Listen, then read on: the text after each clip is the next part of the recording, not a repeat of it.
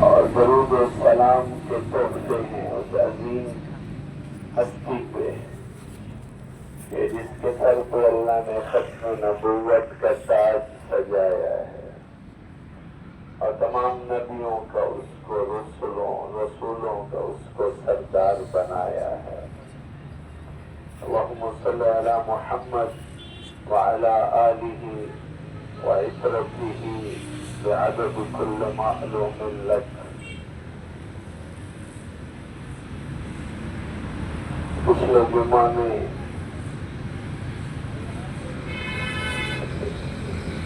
اللہ رب العزت کے ساتھ وہ اہل ایمان کا ذکر کا اور فکر کا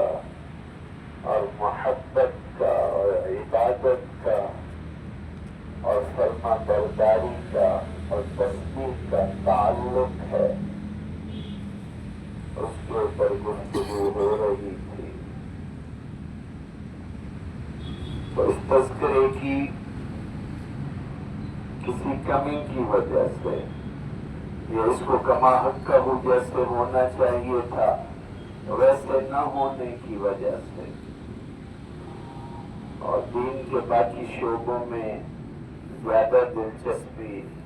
اور اس کا استحقاق اور اس کی ضرورت کو محسوس نہ کرنے کی وجہ سے کہیں ہمارے دور میں ایسے عنوان آ گئے ہیں کہ خالق کائنات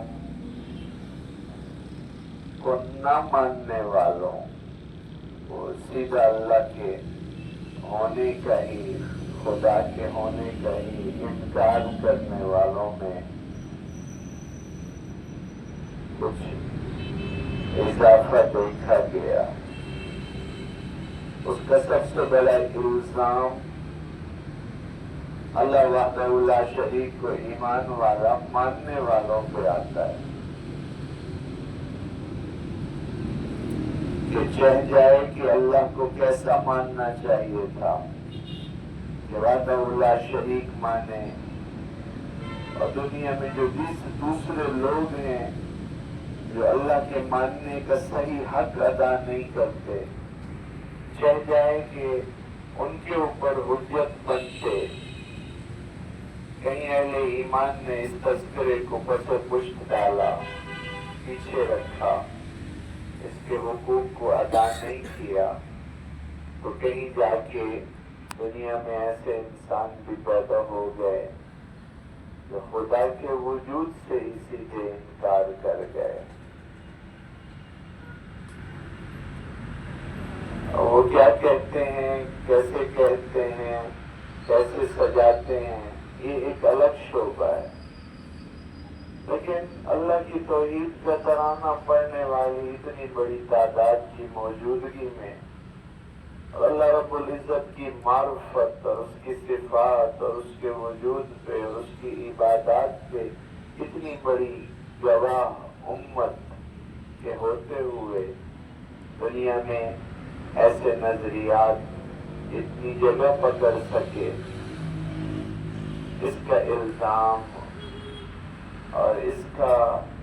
گناہ میرے خیال میں پوری امت کو اپنے کاندھے پہ محسوس کرنا چاہیے، اور یہیں سے یہ فکر لاگو کر لینی چاہیے کہ ابھی تو اتنے کلمہ گو کے ہوتے ہوئے یہ آوازیں اتنی ابھر آئی ہیں، اگر مزید بس پشت ڈالیں گے اور نظر انداز کریں گے تو ہماری آنے والی نسلیں بھی جو ہیں وہ ایمان کی اصل روح سے محروم ہونے کا امکان ہے۔ کتنی عجیب بات ہے کہ ایمان کی روح جس گروہ نے پوری انسانیت میں پھیلانی ہے، اسی گروہ کی اپنی اولادوں میں ایمانیات کا اور اللہ کے وجود کا فقدان پیدا ہو جائے، کمی پیدا ہو جائے، بڑا لمحہ فکریہ ہے۔ اس لیے میرا خیال ہے، اب یہ ذاتی تصور ہے کہ جمعے کا جو خطبہ ہے اس میں اللہ نے ارشاد فرمایا یا ایھا الذین آمنوا، اے ایمان والو، اذا نودی للصلاة من یوم الجمعة فاسعوا الى ذکر اللہ، جب جمعے کے دن تمہیں پکارا جائے تو اپنے رب کی یاد میں، اپنے رب کے تذکرے میں، اپنے خالق کے ذکر میں آ کے خود کو مشغول کر دو۔ اور پھر ساتھ یہ بھی ارشاد فرمایا فَإِذَا قُضِيَتِ الصَّلَاةُ، اب یہ جو سورہ جمعہ کی آیت ہے، آخری رکوع ہے سورہ جمعہ کا، تو جمعہ کے متعلق ہے۔ اس میں بھی تو کتنے غور و فکر کی ضرورت ہے تمام ان ساتھیوں کو جو پوری دنیا پہ جمعہ سجاتے ہیں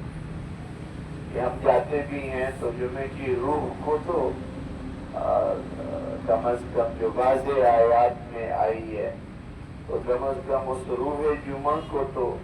اچھے طریقے سے پیش کریں۔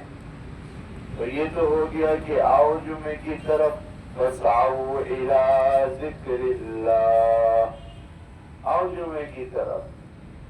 اللہ کی یاد کی طرف تو بلایا ہے، ہم آ بھی جاتے ہیں، بڑے اہتمام سے نماز خطبہ جمعہ ہو جاتا ہے، لیکن وہ جو مجمع آتا ہے اس کو اللہ نے کہا فَإِذَا قُضِيَتِ الصَّلَاةُ فَانتَشِرُوا فِي الْأَرْضِ وَابْتَغُوا مِن فَضْلِ اللَّهِ وَاذْكُرُوا اللَّهَ كَثِيرًا۔ اب یہاں پہ آ کے غور نہ کرنے کی وجہ سے وہ ساری ذمہ داری مولوی صاحب پہ، امام صاحب پہ، خطیب صاحب پہ آ گئی، حالانکہ اللہ کہہ رہا ہے کہ جب نماز ہو چکی ہو، مکمل ہو جائے، فَإِذَا قُضِيَتِ الصَّلَاةُ، جب نماز ادا ہو جائے، فَانتَشِرُوا فِي الْأَرْضِ، زمین میں پھیل جاؤ اللہ کی، وَابْتَغُوا مِن فَضْلِ اللَّهِ، اور زمین میں اللہ نے جو اپنے فضل رکھے ہیں تمہارے لیے وہ بھی تلاش کرو، لیکن ساتھ ساتھ وَاذْكُرُوا اللَّهَ كَثِيرًا، وہ پورا جمعہ لوگ اللہ کا فضل تو تلاش کرنے نکلتے ہیں، اور اللہ کا ذکر اللہ کہہ رہا ہے اور بھی کثرت سے، جو کہ اب تم سیکھ کے گئے ہو، تو فضل تلاش کرنے کے ساتھ ساتھ وہ جو جمعے کو سیکھا ہے وہ کثرت سے اللہ کا ذکر آگے جا کے کرو، مارکیٹوں میں، گلیوں میں، دکانوں میں، اپنی پرائیویٹ نشستوں میں، بیٹھک پہ، یاروں میں، دوستوں میں، کتنی واضح آیت، وہ لیکن وہ نہیں کرتی مخلوق، وہ عالم مفتی پیر فقیر خطیب کے ذمہ لگا کے سن کے اپنے حصے کا یہ شعبہ اللہ کے فضل کی تلاش کرنے میں نکلتے ہیں، صبح شام محنت کرتے ہیں، لیکن ذکر کس کے ذمہ ہے،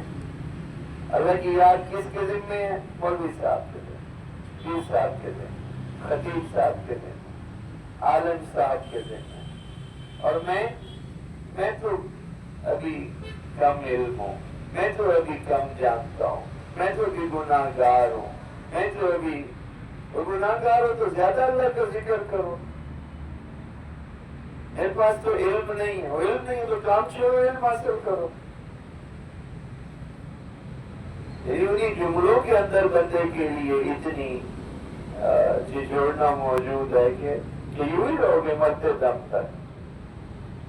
وہ علم نہیں ہے تو تمہارے لیے نہیں ہے تو کیا اور کس کے؟